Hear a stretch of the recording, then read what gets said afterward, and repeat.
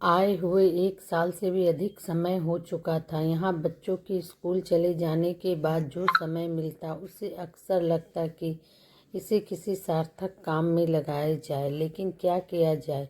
भारत में उसने केवल ग्रेजुएशन किया था। यहाँ की ज़रूरतों और मानकों को लेकर वह कुछ उलझन में थी। एक दिन बच्चों के स्कूल से एक पत्र आया, स्वयंसेवकों की आवश्यकता है। श्वेता को लगा शायद यही एक मौका है घर की चार दीवारी से बाहर निकलने का, अपने लिए कुछ करने का। वह स्कूल पहुंची। कभी वह बच्चों की कक्षा में उनकी मदद करती, कभी किताबें करीने से अलमारी में सजाती, तो कभी पुस्तकालय के एक कोने में बैठकर चुपचाप मन लगाकर काम करती। धीरे धीरे उसे यह सब अच्छा लगने लगा, जैसे हर दिन वह कुछ थोड़ा खुद को थोड़ा थोड़ा फिर से पाने लगी हो। एक दिन अनौपचारिक बातचीत के दौरान स्कूल के प्रिंसिपल ने मुस्कुराते हुए कहा, आप में गहरी और संवेदनशीलता है, चाहे तो यहाँ कोई नौकरी मिल सकती है। बस शर्त यह है कि आपके पास एक अमेरिकी डिग्री होनी चाहिए। उसी शाम श्वेता ने अपने पति की मदद से इंटरनेट पर कॉलेजों की तलाश शुरू की। पाठ्यक्रम देखें और कॉलेज की पूर्व आवश्यकताओं को पूरा करने के बाद उसने कुछ ही दिनों में विश्वविद्यालय में प्रवेश ले लिया। लेकिन कक्षा में कदम रखते ही श्वेता को महसूस हुआ यह सफ़र उतना सरल नहीं होगा जितना उसने सोचा था। चारों ओर युवा छात्र छात्राएं, आत्मविश्वास से दमकते चेहरे और आपस में एक सहजता, और उनके बीच वह जो ना उम्र में उनके जैसी थी और ना ही भाषा में। उस आत्मविश्वास में जो वहाँ सहज रूप से बिखरा था। वह अक्सर कक्षा के किसी कोने में चुपचाप बैठी रहती, सुनती, समझने की कोशिश करती, खुद को समेटती। कभी कभी तो ऐसा भी होता कि कोई उसकी ओर एक नज़र तक ना डालता। और फिर एक दिन यह प्रेजेंटेशन देने की बात होने लगी। श्वेता चुपचाप अपनी सीट पर वापस आकर बैठ गई और हाथ में पकड़ी किताब को ध्यान से देखने लगी। उसने उसके कुछ पन्ने पलटे, जल्द ही किताब बंद कर दी। किताब इंग्लिश में थी। उसे पढ़ना उसके लिए आसान नहीं लग रहा था। ऐसा नहीं था कि वह इंग्लिश नहीं जानती थी, लेकिन इस नई परिस्थिति में वह खुद को असहज और थोड़ा घबराया हुआ महसूस कर रही थी। जब बाकी छात्र आपस में हंसी मजाक में व्यस्त थे, वह धीरे से प्रोफेसर के पास पहुंची और नम्रता से बोली, प्रोफेसर, मुझे आपसे कुछ कहना है। मेरी अब तक की पढ़ाई में मुझे कभी किसी प्रस्तुति का अनुभव नहीं रहा। ये सब मेरे लिए बिल्कुल नया है और थोड़ा कठिन भी लग रहा है। प्रोफेसर ने उसकी चिंता को समझा और मुस्कुराकर उत्साहवर्धन करते हुए कहा, यह कोई बड़ी बात नहीं है, आप इसे बिल्कुल सहजता से कर सकती हैं। फिर उन्होंने समझाया, सबसे पहले किताब को ध्यान से पढ़िए, उसे समझने की कोशिश कीजिए, फिर महत्वपूर्ण बिंदुओं के नोट्स बनाइए और उसी के आधार पर अपनी प्रस्तुति तैयार कीजिए।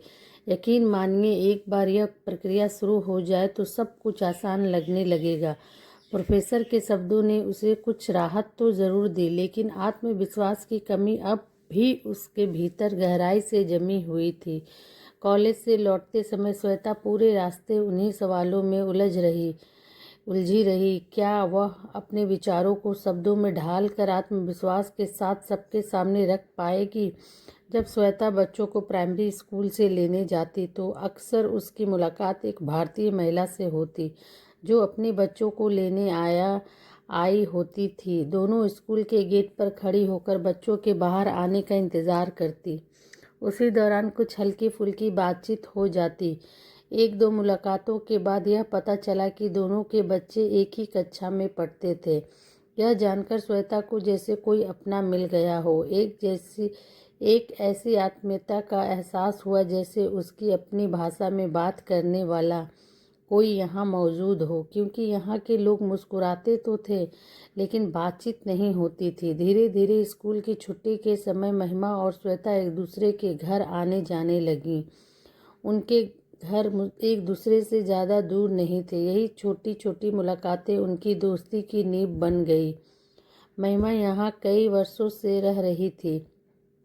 उसके माता पिता कई साल पहले लखनऊ से अमेरिका आए थे और यहीं बस गए थे। महिमा का जन्म यहीं हुआ था या वह यहीं पढ़ी बली थी। फिर भी भारत के बारे में उसका ज्ञान गहरा था। हिंदी बोलने में वह निपुण थी। उसकी आवाज़ में एक खास तरह की सजीवता व अपनापन था। श्वेता ने सोचा क्यों न महिमा के पास जाकर अपनी समस्या और शेयर करूं और उसके विचार जानूं। इसी विचार के साथ एक दिन वह महिमा के घर चली गई। उनके बच्चों जो लगभग समान उम्र के थे आपस में खेलने में व्यस्त हो गए और महिमा व श्वेता एक कोने में बैठकर गहरी बातचीत में खो गई। कुछ समय तक चाय के साथ हल्की फुल्की बातें करने के बाद श्वेता ने अपनी परेशानी महिमा से साझा की। महिमा, मुझे इस किताब को प्रस्तुत करना है लेकिन मुझे प्रेजेंटेशन का कोई अनुभव नहीं है। फिर उसने वह किताब महिमा को दिखाई। महिमा ने किताब को हाथ में लिया, कुछ पल उसे ध्यान से देखा और फिर श्वेता से कहा, यह तो बहुत आसान है श्वेता, यह बहुत अच्छा हुआ कि तुम्हें यह किताब मिली है। याद है तुम हमेशा कहती थी कक्षा में तुमसे कोई ज़्यादा बात नहीं करता। इस किताब में तुम्हारे लिए वे सारी बातें हैं जिनके ज़रिए तुम उन्हें यह समझा सकती हो कि रंग और रूप में फ़र्क होते हुए भी हम सब एक जैसे ही हैं। मैंने खुद यह किताब पढ़ी है, तुम इसे ध्यान से पढ़ो। अगर कुछ समझ में ना आए तो मुझसे ज़रूर पूछ लेना। बस तुम इसे पढ़ो, कुछ समय कुछ मुख्य बिंदु नोट करो और फिर उसे कक्षा में आत्मविश्वास से प्रस्तुत कर देना।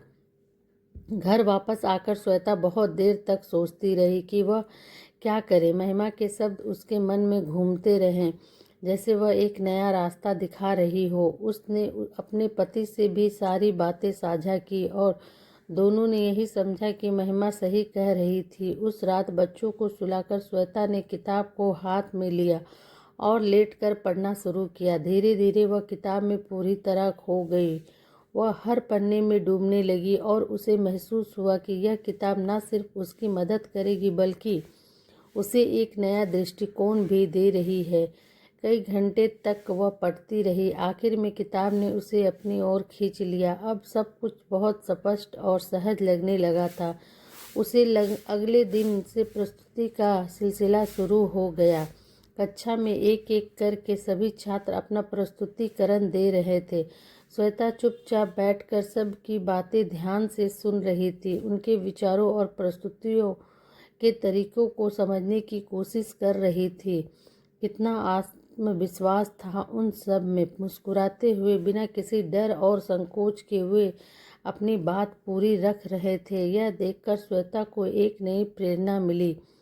उनके आत्मविश्वास ने उसके भी भीतर एक हलचल पैदा की। यह महसूस हुआ कि वह भी कर सकती है। वह दिन भर इस विचार में डूबी रही। घर के लौटते ही उसने किताब को फिर से उठाया और पूरी ध्यान से पढ़ी। अब उसे यह समझ में आ गया था कि उसे इसे कैसे प्रस्तुत करना है। उसने किताब के मुख्य बिंदुओं को नोट किया, पावर पॉइंट प्रेजेंटेशन तैयार किया और हर स्लाइड पर फुट नोट्स भी लिखे। उसने बार बार सभी स्लाइड्स को देखा और पढ़ा, फिर जोर से बोलकर अभ्यास किया जैसे कक्षा में कोई उसे सुन रहा हो। तीसरी और चौथे दिन तक लगभग सभी के प्रस्तुतिकरण पूरे हो गए थे। आज उसकी बारी थी। उसे खुद को साबित करना था। सुबह जब श्वेता घर से निकली तो बच्चों ने मुस्कुराते हुए कहा, माँ, आज तो आप सबको चौंका देंगी। श्वेता ने भी हंसने की कोशिश की लेकिन दिल में थोड़ी सी बेचैनी थी। कक्षा में हलचल थी। आज सब मुझे देखेंगे लेकिन क्या समझ पाएंगे? यह सवाल कई बार उसके मन में आया था। उसने अपनी प्रेजेंटेशन शुरू की, धीरे से पोडियम पर अपना कंप्यूटर रखा, फिर सभी का अभिवादन किया और प्रोफेसर को नमन करते हुए प्रस्तुति शुरू की। एक एक पावर पॉइंट को समझाते हुए बोलना शुरू किया। शुरुआती नर्वसनेस धीरे धीरे कम होती गई। उसने अपनी किताब के शीर्षक से शुरू करते हुए कहा, जैसा कि इस किताब का शीर्षक है, विविधता और समावेशिता में आप सब से विविधता यानी अलग अलग रंग रूप पर बात करना चाहती हूँ। उसकी आवाज़ शांत थी लेकिन साफ। हम सब यहाँ अलग अलग जगहों से आए हैं।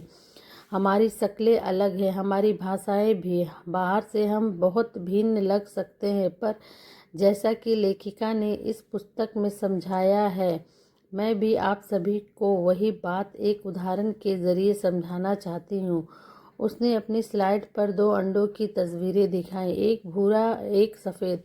फिर अगली स्लाइड में दोनों अंडे टूटे हुए थे। हल्के से मुस्कुराते हुए उसने कहा, लेकिन अंदर से देखिए, दोनों की सफ़ेदी बिल्कुल एक जैसी है। फिर उसने जोड़ा, हमारे रंग अलग हो सकते हैं, लेकिन हमारे मन, हमारे सपने और हमारी भावनाएं आदि सब एक जैसी होती है। अब कुछ निगाहें उसकी ओर उठी थी, कुछ लोग सिर हिलाकर उसकी बातों से सहमति जता रहे थे, और इस तरह धीरे धीरे वह किताब में लिखी संदेश को अपने विचारों से स्पष्ट करते हुए अपनी प्रस्तुति समाप्त कर पाई।